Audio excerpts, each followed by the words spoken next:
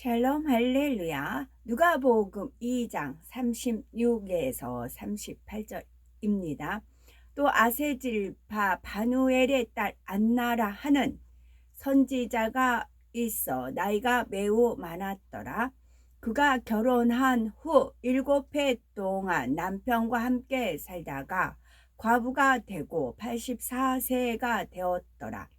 이 사람이 성전을 떠나지 아니하고 주야로 금식하며 기도함으로 섬기더니 마침 이때에 나와서 하나님께 감사하고 예루살렘의 속량을 바라는 모든 사람에게 그에게 대하여 말하니라. 아멘. 제목은 기도하는 자입니다. 이 말씀은 기도 제물 헌신 예배에 나온 말씀입니다. 기도 제물을 하는 분들, 기도하는 분들은 첫째는 선한 기도를 해야 합니다. 두 번째는 주님을 의지하여 기도해야 되고, 세 번째는 사랑의 기도를 해야 합니다. 선한 기도를 해야 한다 하였습니다. 기도 제물의 기도는 하나님을 기쁘시게 하는 향이 되고 하나님을 감동시키는 기도가 되어야 합니다. 하나님은 선 자체이시니 하나님께 감동과 기쁨을 드리는 기도는 선한 마음에서 나오는 선한 고백이 되어야 하지요. 그런데 마음에 악이 있으면 기도할 때도 그만큼 악한 기도를 할 수밖에 없지요. 예를 들어, 하나님, 내 남편이 다리가 부러져서라도 회개하고 구원받게 해주세요 라고 기도한다고 합시다.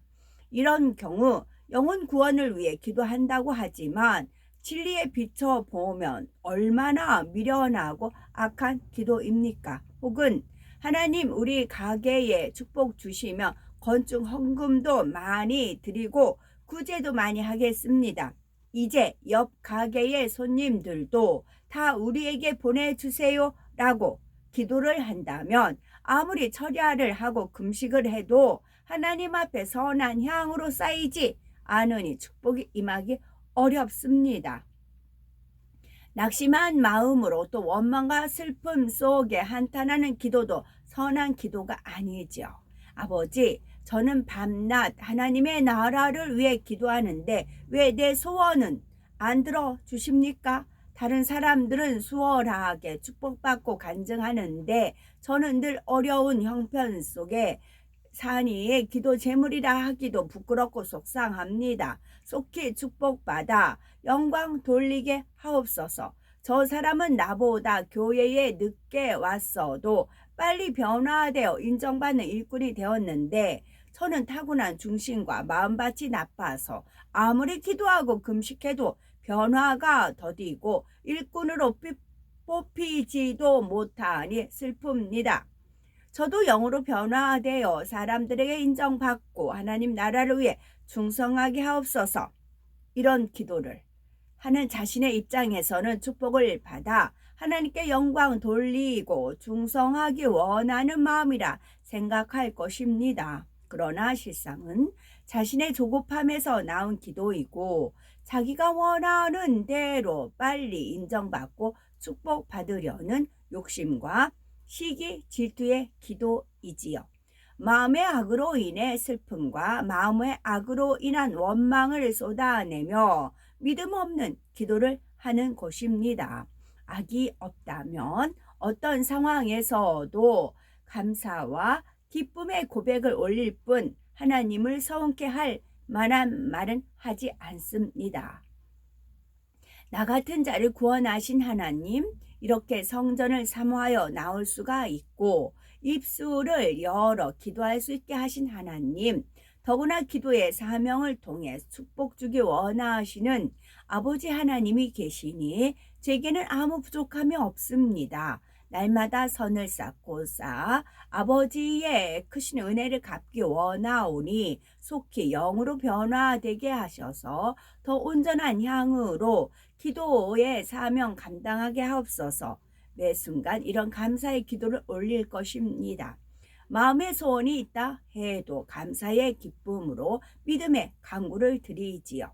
물론 기도 제물뿐만이 아니라 일반 성도들도 당연히 선한 기도를 드려야 응답을 받습니다. 그런데 특별히 기도 제물에 선한 기도를 올려야 함을 강조하는 이유는 무엇일까요?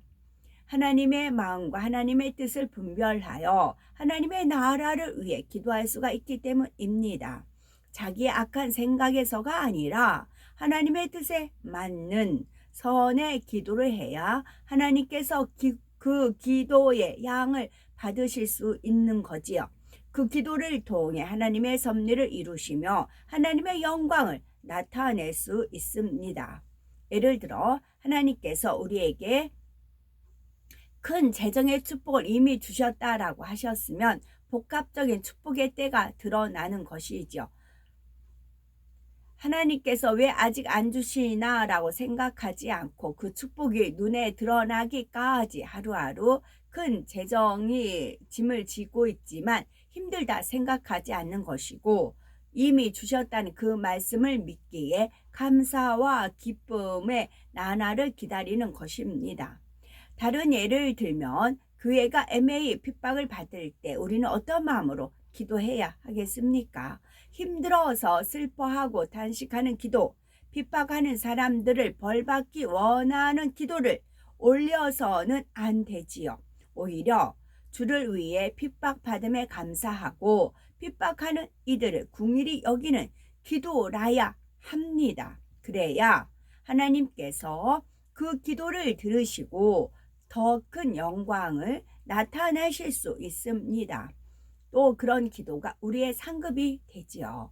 이런 선의 기도를 드리려면 먼저는 우리의 마음에 선이 채워져야 합니다. 선하신 하나님의 뜻을 분별하여 그 마음과 뜻에 맞게 하나님의 나라를 위해 기도할 때라야 정녕 기도하는 자라 말할 수가 있지요.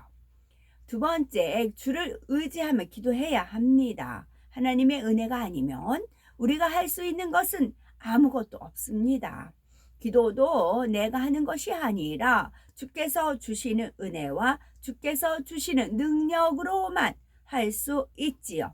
혹시 우리 중에 나는 오랜 세월 기도해 왔기 때문에 한두 시간 정도는 막힘없이 기도할 수 있다고 자신하는 분이 계시는지요? 그러면 막힘없이 5시간도 할 수 있고 10시간도 할 수 있으신지요?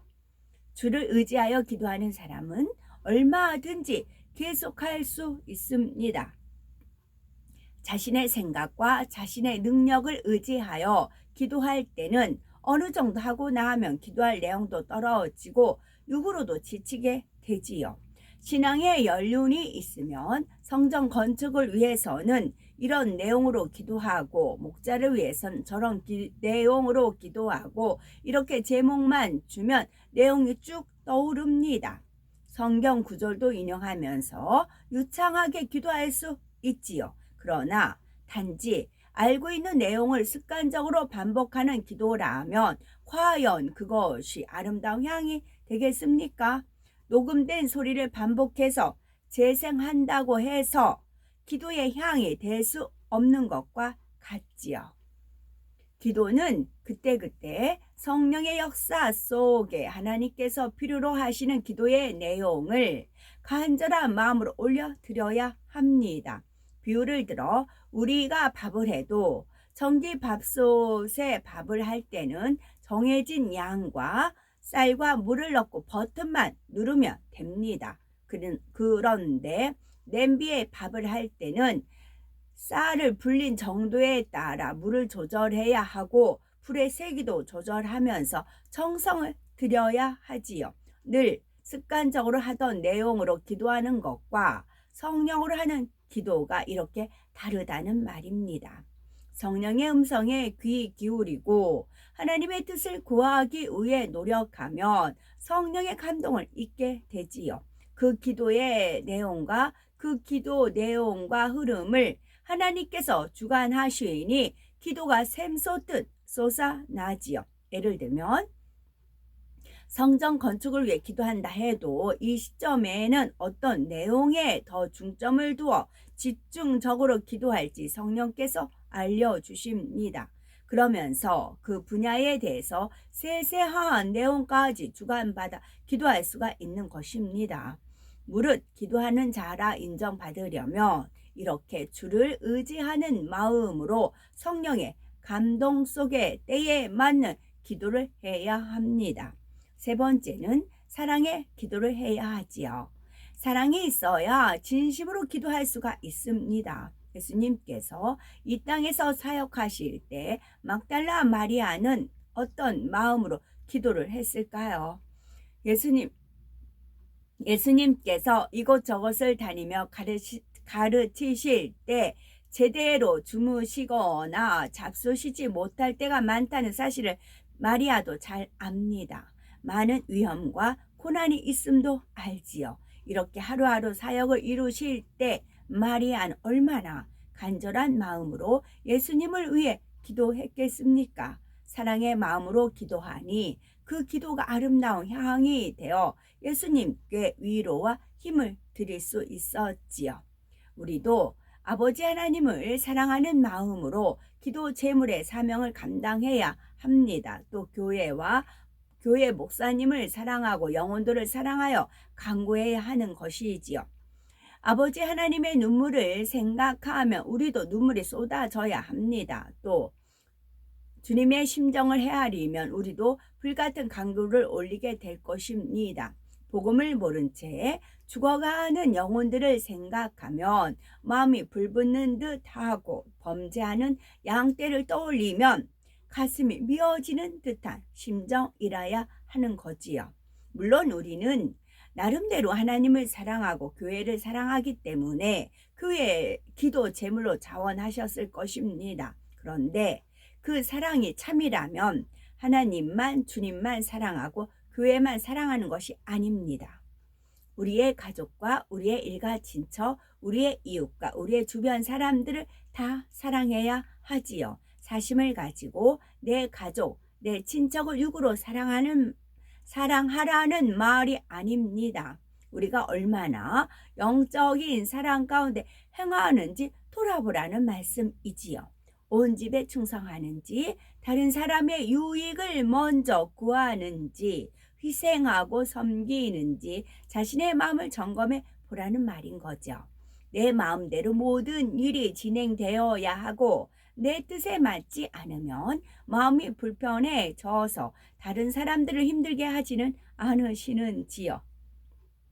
주변 사람들이 우리를 볼 때 저분은 정말 기도하는 분답다. 덕과 사랑이 있는 분이다.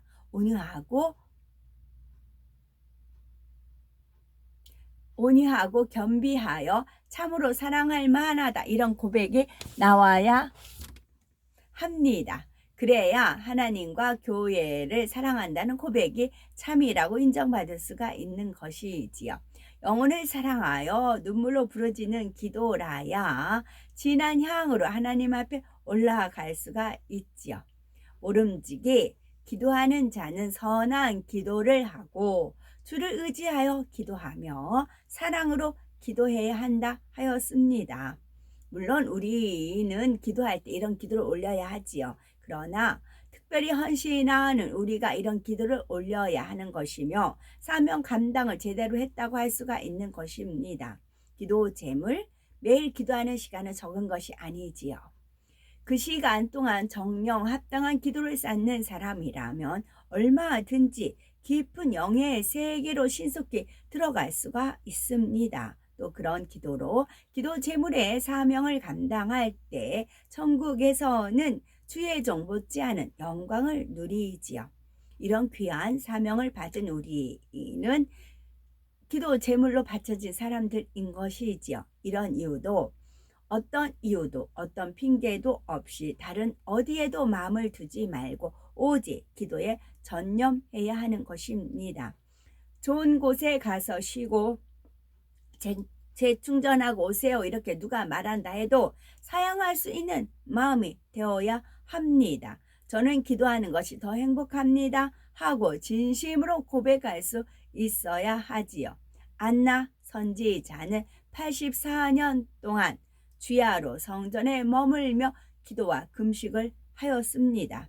이런 안나 선지자와 같은 마음을 이루어 1년 365일 무시로 아버지의 전을 사모하여 나와서 기도하는 우리가 되어야 되겠고, 그래서 장차 천국에서 모든 천국의 백성들과 천사들로부터 저분은 참으로 고귀한 분이라 무수한 기도의 향을 쌓아 하나님의 나라에 큰 공을 세운 분이다 라고 인정받는 우리가 되셔야 되겠습니다. 아멘.